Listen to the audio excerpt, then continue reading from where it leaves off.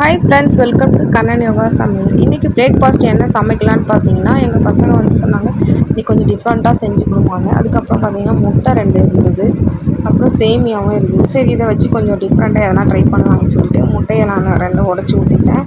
அதுக்கப்புறம் 1/4 spoon salt சேர்த்து நல்லா கிளறிட்டேன். நல்லா உப்பு நல்லா கரையட்டும். அதுக்கப்புறம் பார்த்தீங்கன்னா மஞ்சத்தூளும் ஒரு 1/4 ஸ்பூன் சேர்த்து நல்லா கிளறி வச்சுட்டேன்.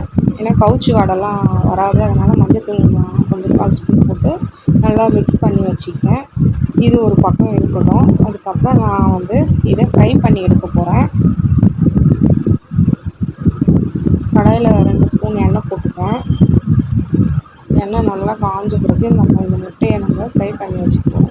இந்த மாதிரி டிஃப்ரெண்ட்டாக செஞ்சு கொடுத்தா பசங்க சேமியா உப்புமா சாப்பிடாதவங்க கூட சாப்பிடுவாங்க. முட்டையை நல்லா பொரித்து வச்சுக்கலாம்.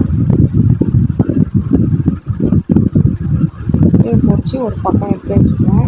அதுக்கப்புறம் நான் அதே கடாயில் தான் இப்போது சேமியாலாம் போட்டு செய்ய போகிறேன். நம்ம கடாயை வச்சுக்கலாம். கடாயில் 2 ஸ்பூன் எண்ணெய் போட்டு ஒரு 1/4 ஸ்பூன் கடுகு போட்டு நல்லா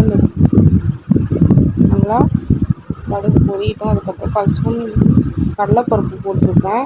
அதுவும் நல்லா பொரிஞ்சு வரட்டும். அதுக்கப்புறம் 2 பச்சை மிளகாய் போட்டுருக்கோம். உங்களுக்கு காரம் எவ்வளோ தேவையோ நீங்கள் 2 கூட சேர்த்துக்கலாம், இன்னும் 2 கூட சேர்த்துக்கலாம். அதுக்கப்புறம் ஒரு பெரிய வெங்காயம் அரிஞ்சு வச்சுருக்கேன். இது எல்லாத்தையும் நம்ம போட்டு நல்லா வதக்கிக்கலாம். நல்லா பொன்னிறமாக வதங்கி வரட்டும். நம்ம வதங்கி வந்தது அதுக்கப்புறம் இதில் தக்காளி சேர்த்துக்க போகிறேன். நான் ஒரு பெரிய தக்காளி சேர்த்துருக்கேன். தக்காளி சேர்த்தா இன்னும் டேஸ்ட் நல்லாயிருக்கும், டிஃப்ரெண்ட்டாகவும் இருக்கும். அதனால் நான் தக்காளியை நல்லா வதக்கிட்டேன். வதங்கி வந்ததும் ஒரு ஸ்பூன் போல் இஞ்சி பூண்டு பேஸ்ட் போட்டுக்கோங்க. உங்களுக்கு வேணும்னா போட்டுக்கோங்க, இல்லைன்னா ஸ்கிப் பண்ணிக்கோங்க. இஞ்சி பூண்டு பேஸ்ட்டு இதெல்லாம் தக்காளியெல்லாம் நல்லா வதங்கி வரட்டும். அதெல்லாம் நல்லா வதங்கி வந்துடுச்சு.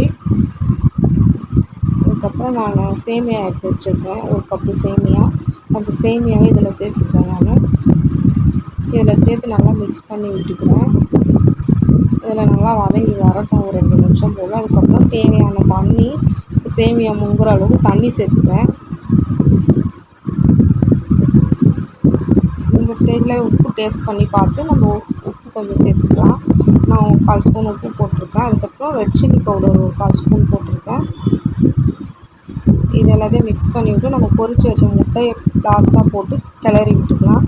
முட்டை சேமியா சூப்பராக ரெடி ஆகிடுச்சுப்பாங்க. இது போல் உதிரியாக இருக்கணும். தண்ணியும் நல்லா அளவு பார்த்து வச்சுக்கணும். அப்போ தான் இந்த மாதிரி முட்டை சேமியா வரும்.